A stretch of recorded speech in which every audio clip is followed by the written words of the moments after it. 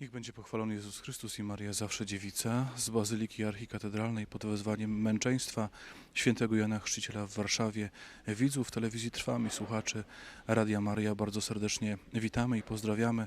Drodzy Państwo, jak każdego 10 dnia miesiąca, tak i dzisiaj gromadzimy się na wspólnej modlitwie w intencji ofiar katastrofy smoleńskiej. Zapraszamy do wspólnej modlitwy, do łączenia się z tymi, którzy tutaj w Bazylice Archikatedralnej się zebrali.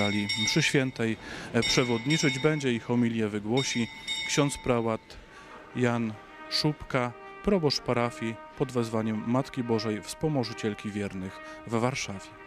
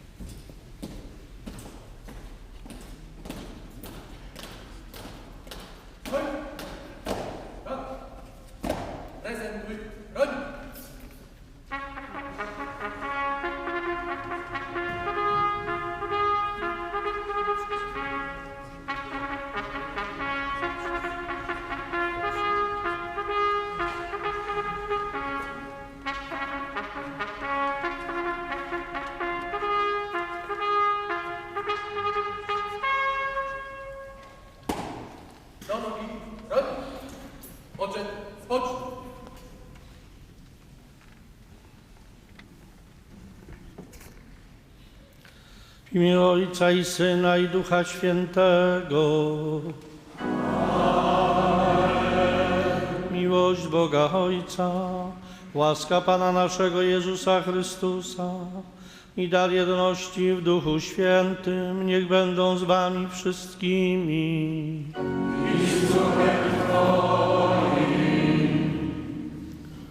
Wspólnota Kościoła przeżywa i celebruje święty czas Adwentu. W naszych świątyniach rozbrzmiewa pieśń wypełniona tęsknotą. Niebiosa rosę spuśćcie nam z góry, bo wszyscy czekamy na przyjście Zbawiciela. W sposób szczególny łączymy się z Maryją, jej oblubieńcem świętym Józefem, a także ze świętym Janem Chrzcicielem. Pan jest blisko. Nadeszła godzina powstania ze snu. Pan Bóg pragnie, żebyśmy w tym szczególnym czasie w końcu zbudzili się i Go odnaleźli. I Bóg chce, żebyśmy za Nim zatęsknili, żebyśmy szukali Go we wszystkich naszych czynach, bo to On jest naszą miłością i tęsknotą i tylko On może nas przemienić. To już 80. miesiąc, gdy przychodzimy do Archikatedry Warszawskiej, aby modlić się za wszystkie ofiary tragedii smoleńskiej z 10 kwietnia 2010 roku. Modlimy się za tych, którzy w służbie Ojczyzny udawali się do Katynia na obchody 70. rocznicy zbrodni katyńskiej. Polecamy miłosiernemu Bogu, świętej pamięci prezydenta profesora Lecha Kaczyńskiego, jego małżonkę Marię, prezydenta Ryszarda Kaczorowskiego i wszystkich pozostałych przedstawicieli naszej ojczyzny. Ale myślę, że wolą tych, którzy zginęli pod Smoleńskiem, byłoby, abyśmy pamiętali o tych, którzy walczyli o wolną Polskę. Dlatego w przeddzień kolejnej już 35. rocznicy wprowadzenia stanu wojennego także pragniemy otoczyć naszą modlitwą ofiary stanu wojennego, zabitych górników z kopalni Wujek, osoby represjonowane oraz ich bliskich, którzy przeżywają ból i cierpienie po stracie swoich najbliższych. Bardzo serdecznie witam rodziny i bliskich ofiar katastrofy smoleńskiej, którzy są dzisiaj z nami obecni. Witam przedstawicieli władz państwowych i samorządowych z panem marszałkiem Senatu Stanisławem Karczewskim na czele. Witam w sposób szczególny i bardzo serdeczny. Dzisiaj bardzo serdecznie witam przyjaciół górników z kopalni Mysłowice-Wesoła.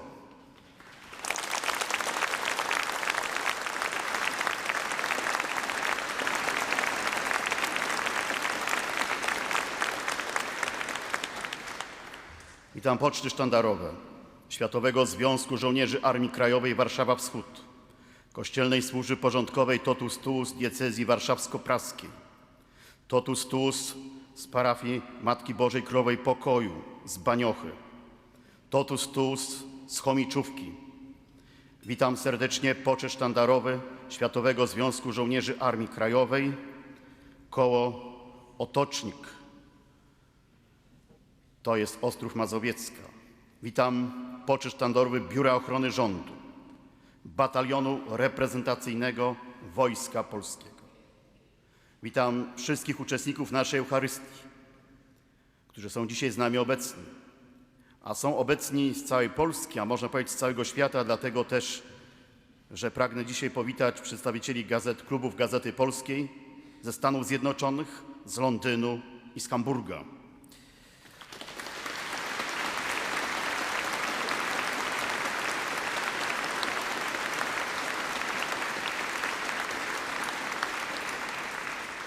Witam wszystkich uczestników naszej Eucharystii, którzy łączą się z nami dzięki transmisjom telewizyjnym i radiowym.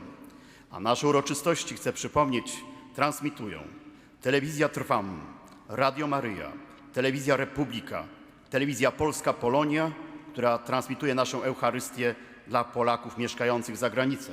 Witamy naszych rodaków.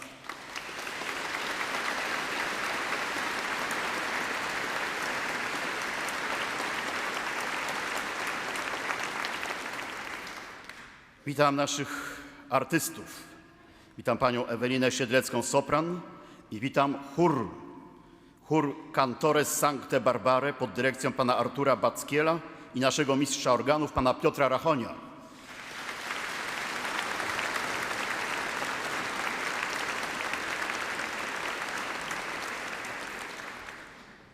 Witam wszystkich kapłanów, a szczególnie pragnę serdecznie powitać księdza prałata Jana Szubkę, który przewodniczy naszej modlitwie i wygłosi homilię.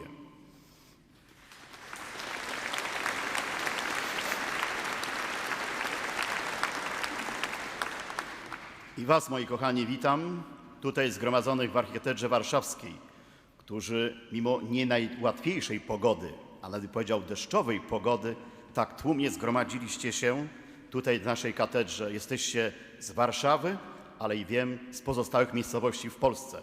Wielkie brawa dla was.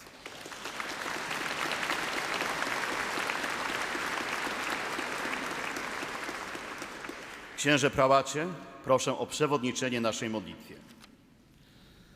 Przeprośmy Pana Boga za wszystkie grzechy, niewierności i zaniedbania, abyśmy mogli z czystym sercem złożyć tę najświętszą ofiarę i godnie w niej uczestniczyć.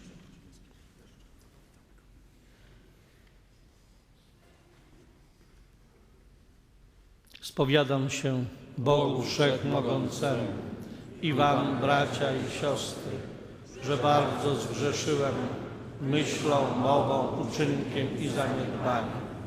Moja wina, moja bardzo wielka wina.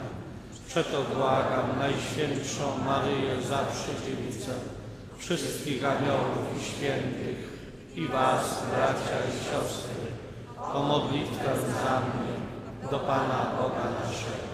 Niech się zmiłuje nad nami Bóg Wszechmogący i odpuściwszy nam grzechy, doprowadzi nas do życia wiecznego. Amen.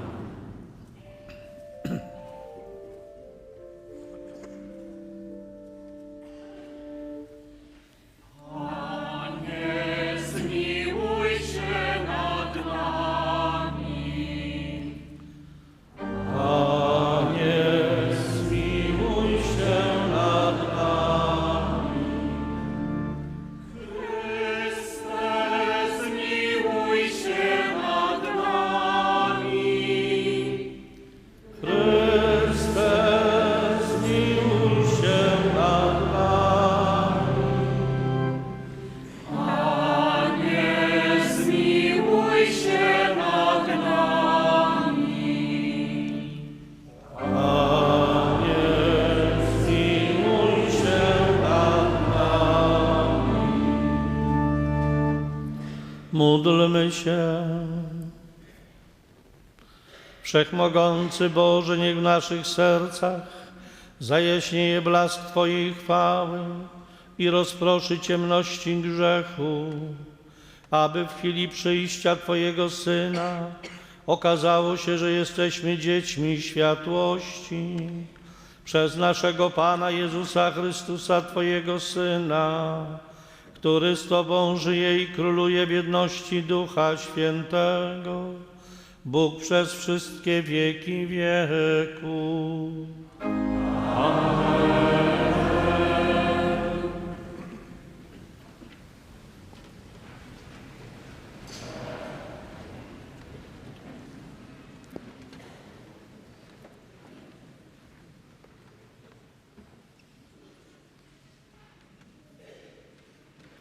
Czytanie z mądrości Syracha. Powstał Eliasz, prorok jak ogień, a słowo jego płonęło jak pochodnia. On głód na nich sprowadził, a swoją gorliwością zmniejszył ich liczbę. Słowem pańskim zamknął niebo, z niego również 3 razy sprowadził ogień. Jakże wsławiony jesteś, Eliaszu, przez swoje cuda, i któż się może pochwalić, że do Ciebie jest podobny? Ty, który zostałeś wzięty w wirze ognia, na wozie zaprzężonym w ogniste rumaki. O Tobie napisano w karceniach dotyczących przyszłości, że masz uśmierzyć gniew, zanim zapłonie, by zwrócić serce ojca do syna i pokolenia Jakuba odnowić. Szczęśliwi, którzy Cię widzieli, i ci, którzy w miłości posnęli, albowiem i my na pewno żyć będziemy. Oto Słowo Boże.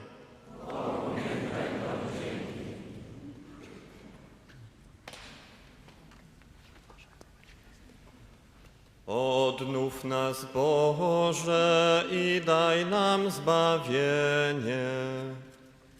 Odnów nas, Boże, i daj nam zbawienie. Usłysz, pasterzu Izraela, Ty, który zasiadasz nad cherubinami. Wzbudź swą potęgę i przyjdź nam z pomocą. Odmów nas, Boże, i daj nam zbawienie. Powróć, Boże zastępów, wejrzyj z nieba, spójrz i nawiedź tę winorośl. Chroń to, co zasadziła Twoja prawica. latorośl, którą umocniłeś dla siebie.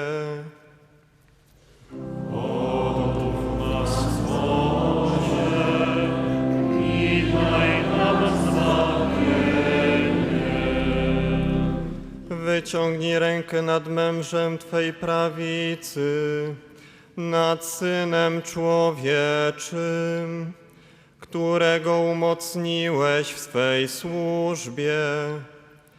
Już więcej nie odwrócimy się od Ciebie. Daj nam nowe życie, a będziemy Cię chwalili.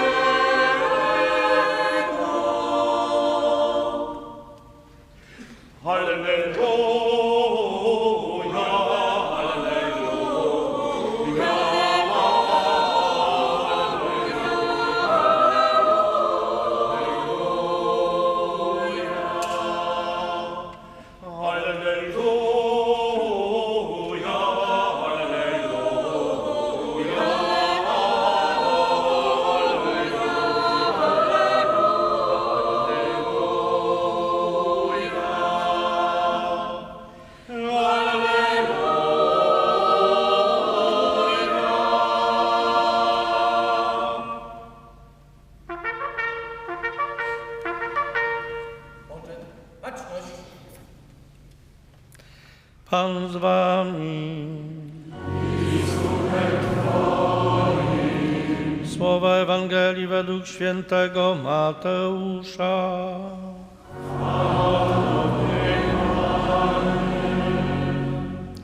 Kiedy schodzili z góry, uczniowie zapytali Jezusa, czemu uczeni w Piśmie twierdzą, że najpierw musi przyjść Eliasz? On odparł, Eliasz istotnie przyjdzie i wszystko naprawi. Lecz powiadam wam, Eliasz już przyszedł, a nie poznali go i postąpili z nim tak, jak chcieli. Taki Syn Człowieczy ma od nich cierpieć.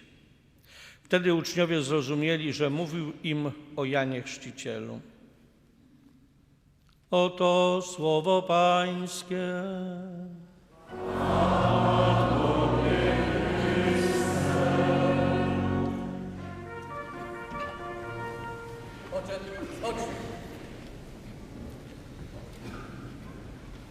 Kochani bracia i siostry, szanowni Państwo, gromadzimy się w kolejnym roku, miesiącu i dniu w warszawskiej katedrze, by uczcić pamięć tragicznej katastrofy podsmoleńskiej. Najbardziej smutnej i niezwykłej w dziejach naszej najnowszej historii.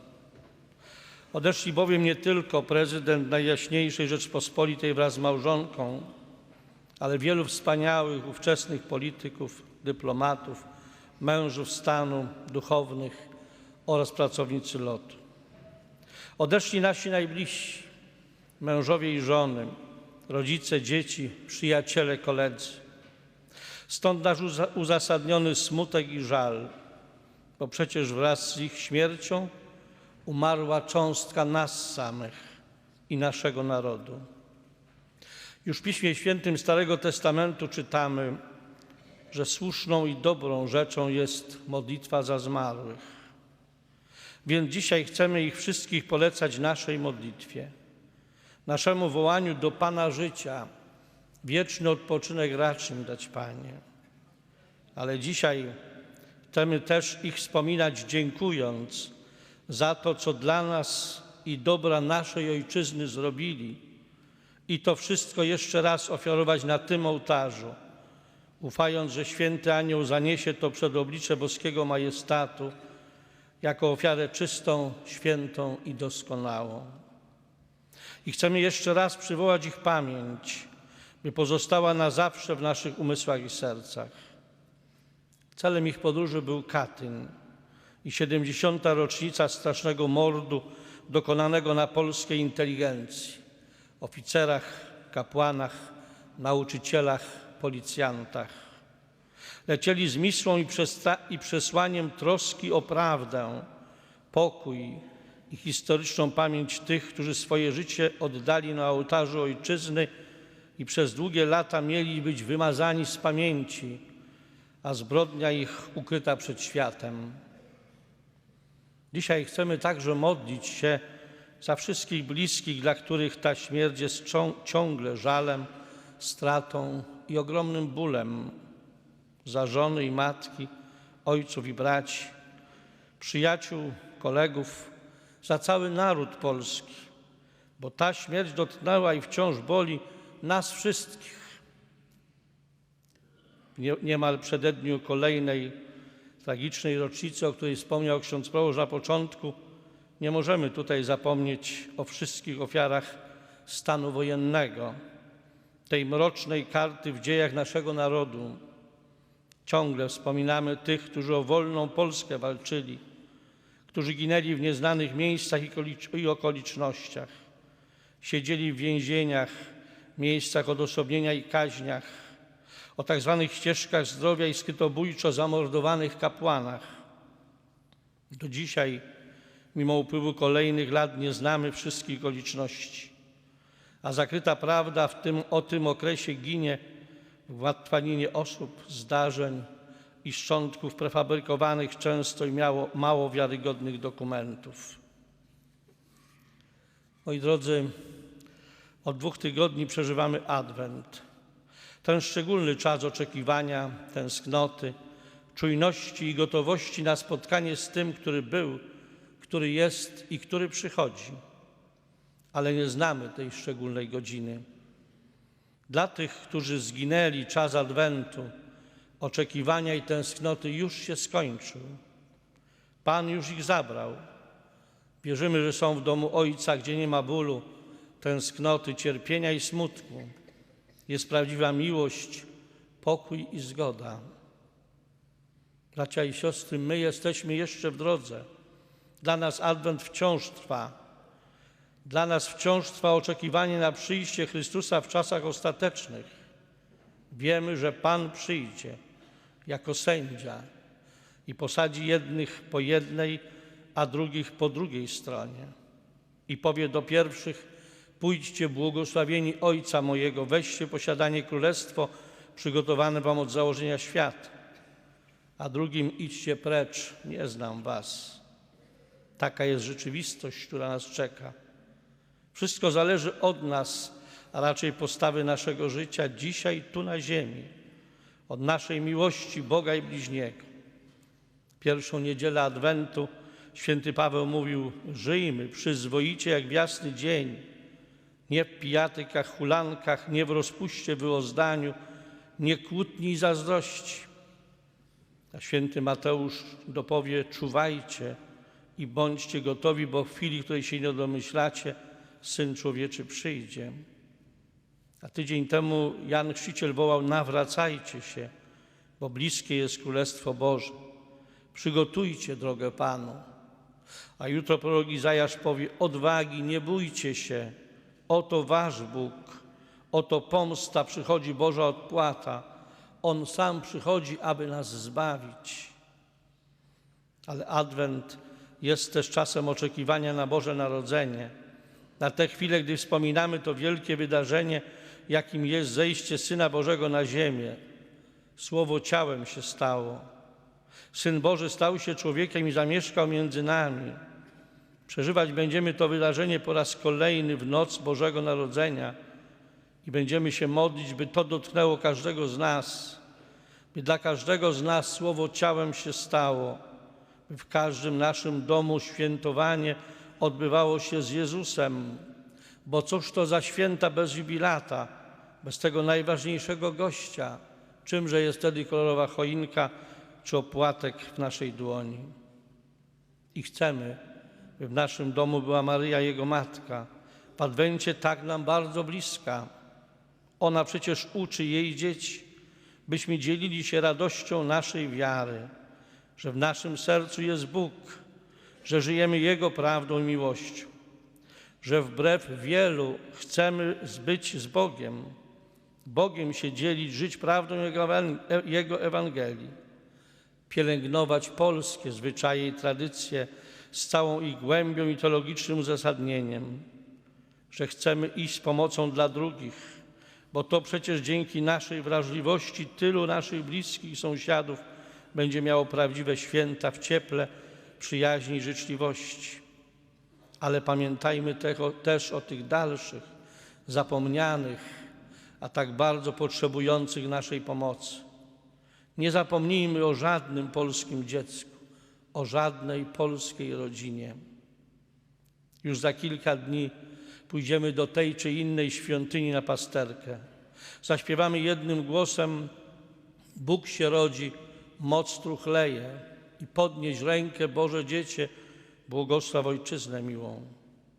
Ale wcześniej będzie Wigilia, ten najpiękniejszy dzień w roku i to nie ze względu na wyszukane potrawy, ale na atmosferę ciepła, serdeczności, miłości i zgody. I będzie choinka, biały obrus na stole, kapusta i suszone grzyby, ale najpierw będzie opłatek, ten biały chleb, którym jest trud, praca, poświęcenie i miłość wielu ludzi. Także Twojego trudu, Twojej pracy, modlitwy i ofiarowanego cierpienia. Chlebem, który przypomina Jezusa, będziesz się łamał z najbliższymi, żoną, dziećmi, sąsiadem i powiesz słowo przepraszam, którego może na co dzień jest tak mało w waszym życiu. I powiesz dziękuję i ucałujesz spracowane dłonie mamy, o której tak często na co dzień pewnie zapominasz, a może się jej wstydzisz. Spojrzysz na pokrytą twarz z marszczkami Ojca i przytulisz się do Jego może już słabo bijącego serca. I wypowiesz życzenia niezdawkowe, nie byle jakie, ale z głębi serca płynące, szczere i autentyczne. I będziesz się dzielił tym, co masz w sercu, swoim ciepłem, serdecznością, radością i miłością. Może skrytą i nieśmiałą, ale cierpliwą, dobrą i czystą, a także swoim smutkiem i cierpieniem. A gdy pojawią się łzy wzruszenia, wdzięczności albo żalu, to się ich nie wstydź. Tego dnia wolno płakać, zwłaszcza ze szczęścia, że takich dni jest mało i tak mało jest na co dzień miłości w naszym życiu, prawdy i zgody. I tego dnia pomyśl też o tych, którzy tam pod Smoleńskiem zginęli i już tej i wcześniejszej Wigilii nie doczekali. A na pustym talerzu tylko błyszcząca jak kryształ na ich wspomnienie łza pozostanie. Kochaj ich dalej, a oni może dzisiaj w niebie już się cieszą i z aniołami słodką kolędę z Tobą śpiewać będą. Ale ten pusty talerz niech się przypomni też, że sąsiad za ściany i koleżanka z pracy są sami, warto ich zaprosić. Wtedy Bóg będzie w Twoim domu między wami i wyciągniesz rękę do zgody, bo to dzień przebaczenia i pojednania. Po co tyle lat trwać w gniewie, nienawiści i złości? Będzie trudno, może będzie bolało, ale trzeba spróbować, a zobaczysz, że serce zabije jaśniej i radośniej. Ale zanim zasiądziesz do rodzinnego stołu, gdzie czasem oprócz miłości jest też tyle nienawiści, rozdarcia i biedy, będzie, taki jest piękny polski zwyczaj, Wigilia i opłatek w zakładzie pracy, urzędzie, szkole i Sejmie. I co powiesz, trzymając dłoni, który miłość, pokój i zgodę wyraża? Co powiesz koleżance zza sąsiedniego biurka, które jeszcze wczoraj obmawiałeś? Co powiesz koledze przy tej samej maszynie, który parę dni temu lepszą wypłatę odebrał? Co powiesz sąsiadowi z ławy poselskiej, który inaczej myśli niż ty, a jeszcze wczoraj w telewizji kalumnię na ciebie rzucał? Pewnie większość z nas oglądała kilka tygodni temu mecz Legii z Realem. Niestety zremisowany, a szkoda, bo szczęście było tak blisko. Ale co było wspaniałe, piękne bramki, parady bramkarzy, podania, akcje, popisy napastników i co najważniejsze, gra bez fauli. Nasze życie społeczne i polityczne podobne jest do takiego meczu. Niestety, gdy jedni próbują strzelać bramki, to drudzy im przeszkadzają. I pewnie tak jest w polityce. Ale przeszkadzają kopiąc i faulując, działając ze złością, agresją, wręcz nienawiścią i to posuniętą do granic absurdu. I wcale nie chodzi o to, by nie pozwolić strzelić bramki, tylko żeby bardziej sfaulować, wykazać więcej nienawiści i złości. I jeszcze tę złość i agresję poza boisko wynoszą. Taki mecz nie może się podobać. Kibice są już tym zmęczeni, więc wychodzą i niestety często agresję, podziały, nienawiść przenoszą na relacje zawodowe i życie rodzinne. I dlatego wśród nas tyle podziałów, braku miłości, wzajemnego szkalowania, kłótni, braku pokoju i zgody. Dzisiaj wspominamy ofiary stanu wojennego i tragicznej katastrofy smoleńskiej.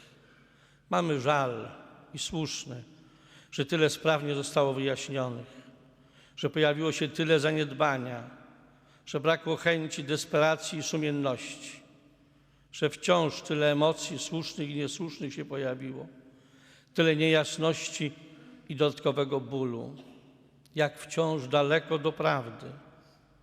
A przecież tam zginęli nasi bracia i siostry, ludzie różnych opcji politycznych, wierzący, różnych wyznań, duchowni i świeccy, politycy i wojskowi. Wszystkim przyświecał jeden cel – Polska.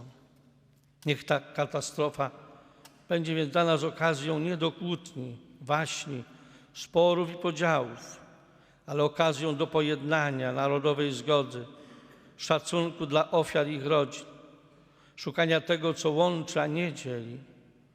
Już czas działać wspólnie, strzelać do jednej bramki, pogodzić się z przegraną, bo to przecież troska o naszą wspólną sprawę, której na imię Polska. Ale Polska, wierna swojej tradycji, narodowej tożsamości, chrześcijańskich wartości, kultury i historii, wyrosła na pracy i ofierze naszych ojców i tego nam zaprzepaścić nie wolno.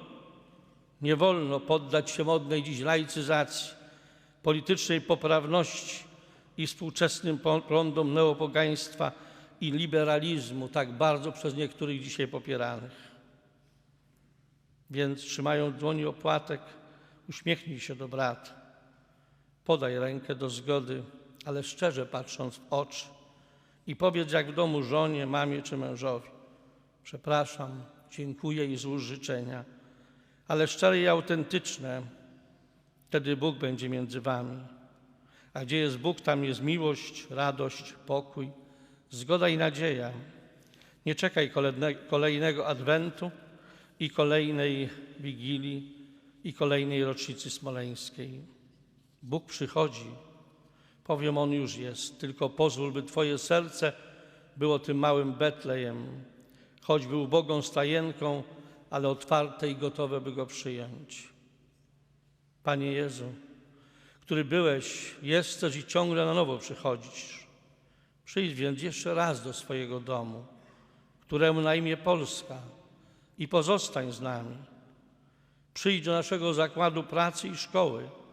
Przyjdź do warsztatu i na ulicę. Przyjdź do mojego domu i mojego serca i zamieszkaj w nim i to nie na chwilę, jak lokator, gość czy przechodzień, ale na stale jak mieszkaniec. Przyjdź mimo naszych słabości i upadków, mimo naszych wad i braków, duchowej biedy i niedoskonałości, bo przecież przychodzisz nie do sprawiedliwych, ale do grzeszników, nie do zdrowych, ale chorych, tych, którzy się źle mają. Przyjdź więc do nas i zasiądź z nami niegodnymi do stołu, nie tylko wigilijnego, ale każdego dnia i błogosław nas i Ojczyznę miłą. Błogosław Polskę, Ojczyznę naszą. Maranata, przyjdź, Panie Jezu. Amen.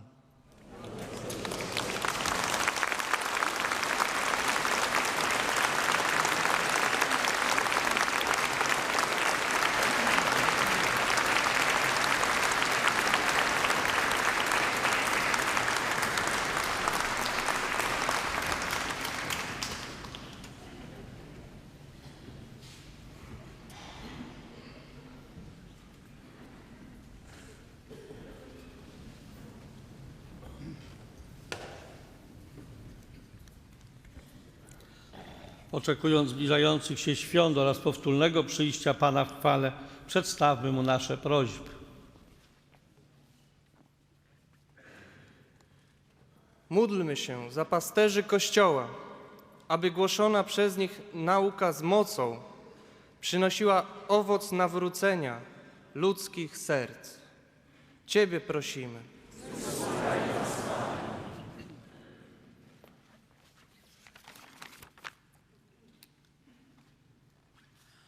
Módlmy się o spokój duszy prezydenta Najjaśniejszej Rzeczypospolitej, pana profesora Lecha Kaczyńskiego, jego małżonki pani Marii, prawdziwej pierwszej damy, ostatniego prezydenta na uchodźstwie, pana Ryszarda Kaczorowskiego oraz wszystkich uczestników tego dramatycznego lotu, tej największej współczesnej tragedii narodu polskiego.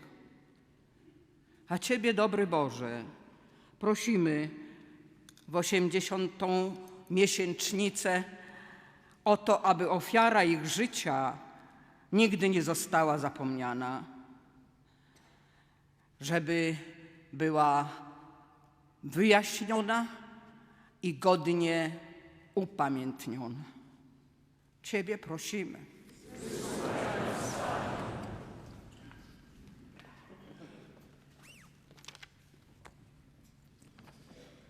Módlmy się za rodziny smoleńskie, aby cierpienia, których doświadczają od kilku lat, znalazły swój kres w rychłym wyjaśnieniu przyczyn katastrofy, a w tych bolesnych tygodniach dał im ukojenie pewnego pożegnania bliskich. Módlmy się również za zmarłego Władysława Protasiuka, ojca świętej pamięci majora Arkadiusza. Ciebie prosimy.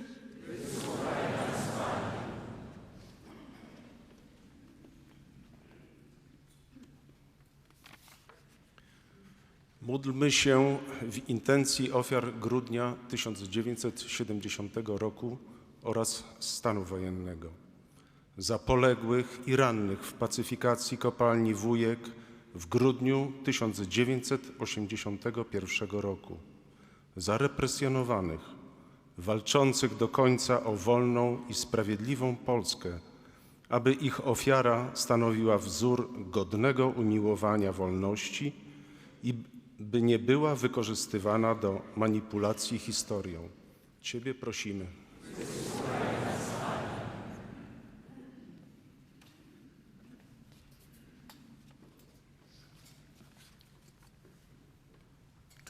Módlmy się za górników i hutników, którym patronuje święta Barbara, aby przez jej orędownictwo doświadczali Bożej łaski, opieki i bezpiecznej pracy. Ciebie prosimy.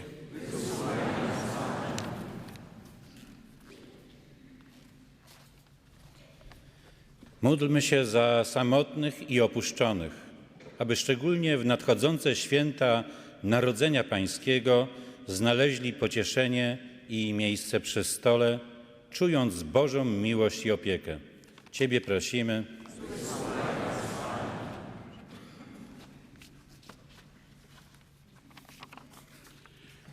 Módlmy się za nas, abyśmy dzięki ufności w Boże miłosierdzie potrafili nieść wiarę, miłość, dobro, nadzieję i solidarność, mimo nawoływań do rozłamu i niezgody. Ciebie prosimy. Usłysz, pasterzu Izraela, nasze błagania i przyjdź nam słabym z pomocą, abyśmy całe życie wiernie podążali za wezwaniem Twojej dobrej nowiny, który żyjesz i królujesz na wieki wieków. Amen.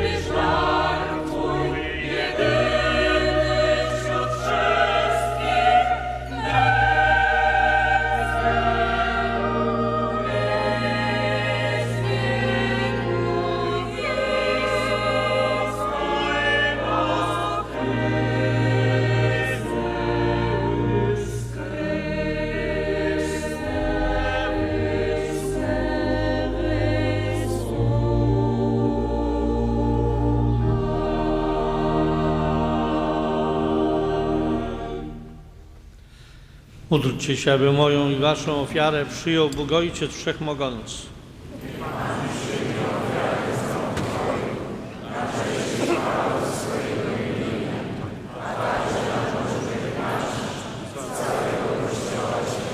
Wszechmogący Boże, spraw, abyśmy nieustannie składali Tobie naszą ofiarę, w której spełnia się ustanowiona przez Ciebie tajemnica Eucharystii i dokonuje się dzieło naszego zbawienia. Przez Chrystusa Pana naszego. Pan z wami. W górę serca. Dzięki składajmy Panu Bogu naszemu. Zaprawdę godne to i sprawiedliwe, słuszne i zbawienne, abyśmy zawsze i wszędzie Tobie składali dziękczynienie, Panie Ojcze Święty, Wszechmogący, Wieczny Boże, przez naszego Pana Jezusa Chrystusa. On przez pierwsze przyjście w ludzkiej naturze spełnił Twoje odwieczne postanowienie, a nam otworzył drogę wiecznego zbawienia. On ponownie przyjdzie w blasku swej chwały, aby nam udzielić obiecanych darów, których czuwając z ufnością oczekujemy. Dlatego z aniołami i archaniołami i z wszystkimi chórami niebios głosimy Twoją chwałę razem z nimi wołając: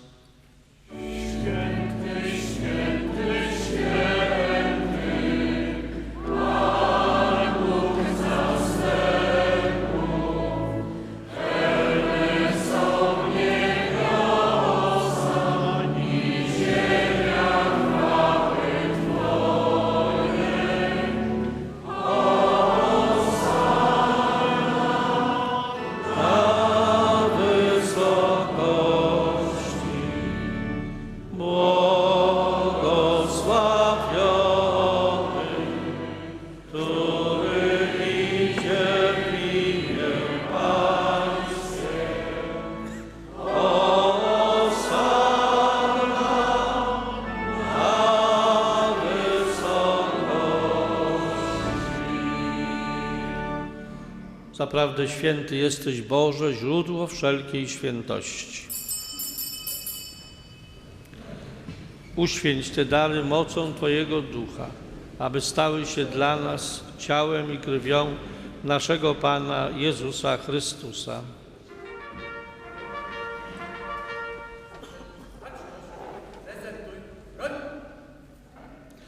On to, gdy dobrowolnie wydał się na mękę, wziął chleb i dzięki Tobie składając, łamał i rozdawał swoim uczniom, mówiąc: bierzcie i jedzcie z tego wszyscy, to jest bowiem ciało moje, które za was będzie wydane.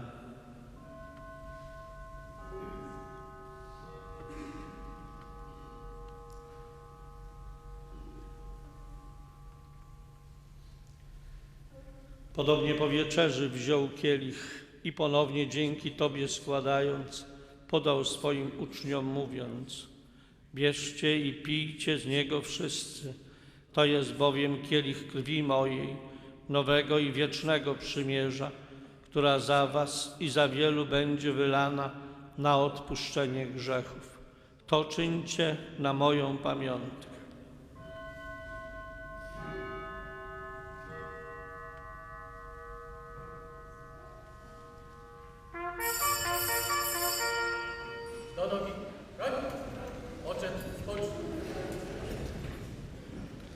Wielka jest tajemnica naszej wiary. Ile razy ten chleb spożywamy i pijemy z tego kielicha, głosimy śmierć Twoją, Panie, oczekując Twego przyjścia w Wspominając śmierć i zmartwychwstanie Twojego Syna, ofiarujemy Tobie, Boże, chleb życia i kielich zbawienia i dziękujemy, że nas wybrałeś, abyśmy stali przed Tobą i Tobie służyli. Pokornie błagamy, aby Duch Święty zjednoczył nas wszystkich, przyjmujących ciało i krew Chrystusa. Pamiętaj, Boże, o Twoim Kościele na całej ziemi. Spraw, aby lud Twój wzrastał w miłości, razem z naszym papieżem Franciszkiem, naszym biskupem Kazimierzem oraz całym duchowieństwem. Pamiętaj także o naszych zmarłych braciach i siostrach, którzy zasnęli z nadzieją zmartwychwstania,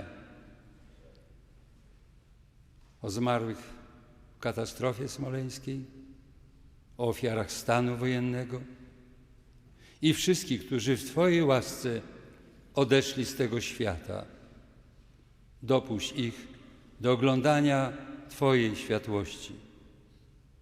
Prosimy Cię, zmiłuj się nad nami wszystkimi i daj nam udział w życiu wiecznym z Najświętszą Bogu Rodzicą Dziewicą Maryją, ze świętym Józefem i oblubieńcem, świętymi apostołami, świętym Janem Chrzcicielem i wszystkimi świętymi, którzy w ciągu wieków podobali się Tobie, abyśmy z nimi wychwalali Ciebie przez Twojego Syna, Jezusa Chrystusa. Przez Chrystusa, z Chrystusem i w Chrystusie, Tobie, Boże Ojcze Wszechmogący, w jedności Ducha Świętego, wszelka cześć i chwała przez wszystkie wieki wieków. Amen.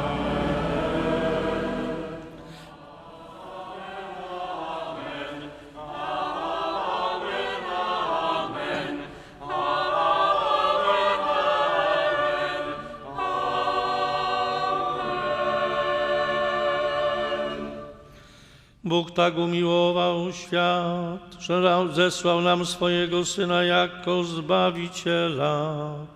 Dlatego ośmielamy się mówić. Ojcze nasz, któryś jest w niebie, święć się imię Twoje, przyjdź królestwo Twoje, bądź wola Twoja, jako w niebie, tak i na ziemi. Chleba naszego powszedniego daj nam dzisiaj i odpuść nam nasze winy, jako i my odpuszczamy naszym winowajcom.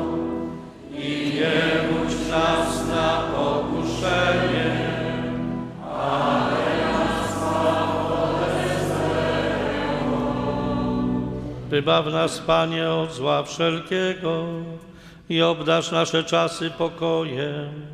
Wspomóż nas w swoim miłosierdziu, abyśmy zawsze wolni od grzechu i bezpieczni od wszelkiego zamętu, pełni nadziei oczekiwali przyjścia naszego Zbawiciela Jezusa Chrystusa.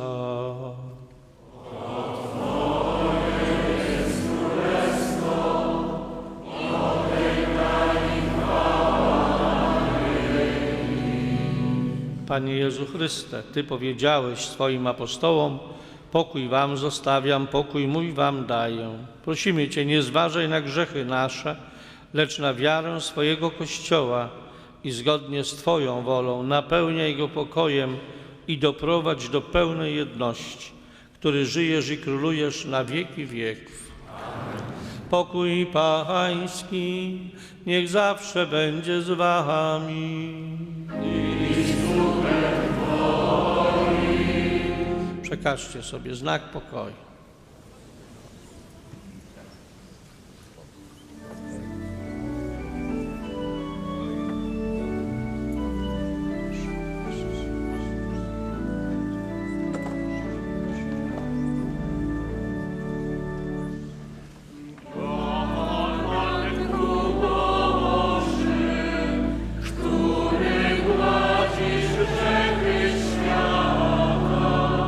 Zmiłuj się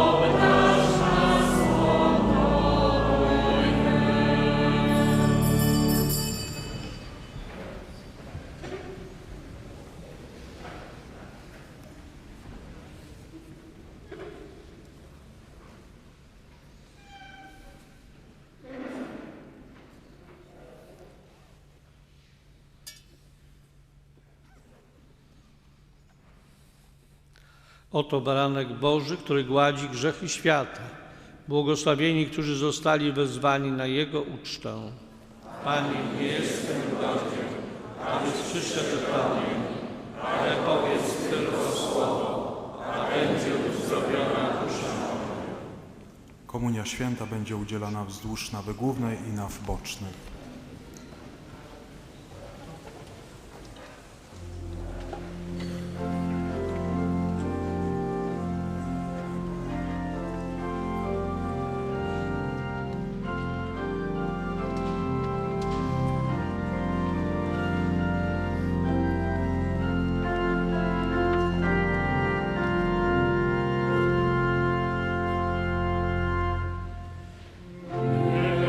Prosław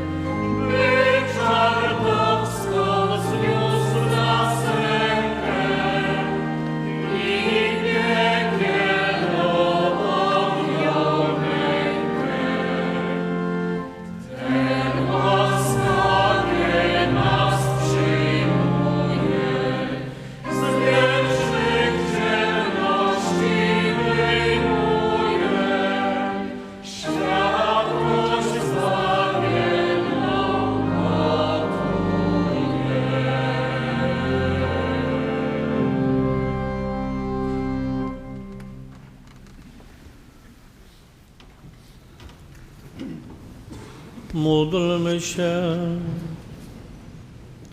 Prosimy Cię, najłaskawszy Boże, abyś mocą tego sakramentu oczyścił nas ze złych skłonności i przygotował na zbliżające się święta przez Chrystusa Pana naszego.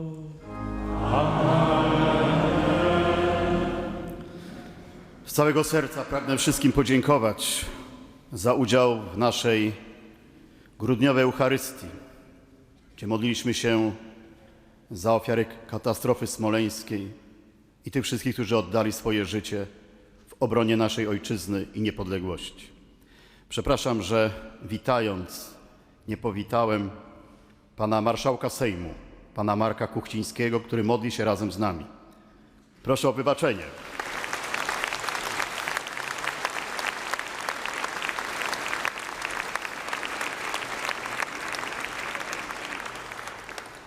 Moi drodzy, również chcę takim gwoli uzupełnienia powiedzieć, że bardzo cieszymy się, gratulujemy i życzymy wielu łask Bożych i pięknej pracy na rzecz naszej ojczyzny i Kościoła dla oczywiście jubilata, który obchodził 25-lecie powstania. Chodzi o Radio Maryja.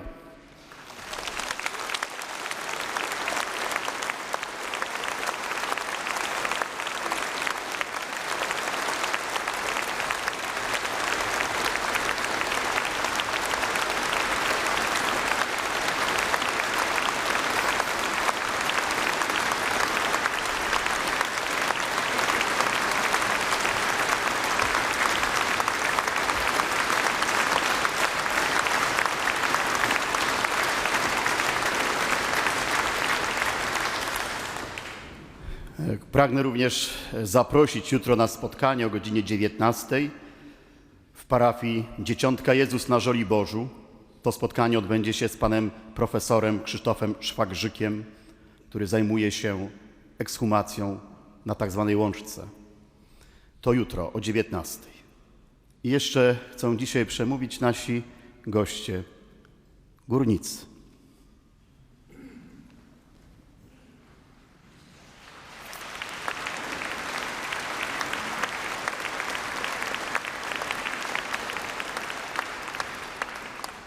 Szczęść Boże, korzystając z tej okazji, chciałbym złożyć na ręce księdza prałata serdeczne dzięki za modlitwę, za opiekę, za błogosławieństwo, za to, co robi dla nas wszystkich tutaj zgromadzonych i przed telewizorem, i przed radiem, przede wszystkim za górników, wszystkich górników, tych pracujących ciężko pod ziemią, za ich rodziny, za tych, którzy żyją, za tych, którzy będą mieli zmienione stanowiska pracy i za tych, którzy są ich podporą, czyli matki, żony, dzieci, wnuki. Serdeczne podziękowania księdzu prałatowi na ręce składamy.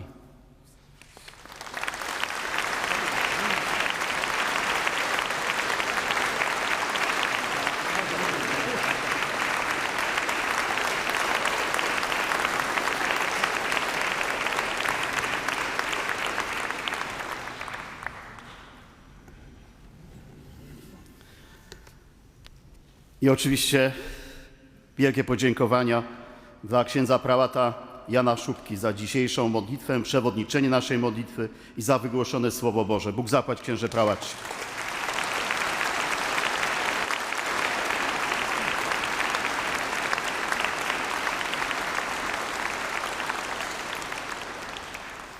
I tradycyjnie 10 stycznia, godzina 19, Archikatedra Warszawska. Wszystkich z całego serca serdecznie zapraszam. Księże prałacie. Przyjdziemy.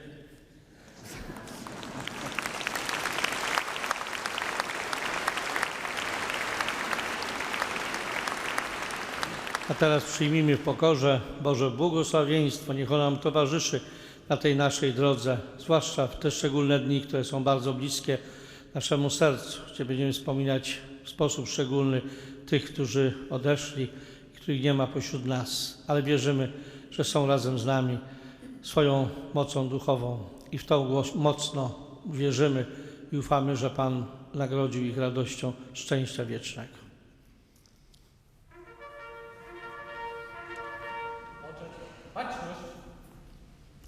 Pan z wami. I z duchem Twoim.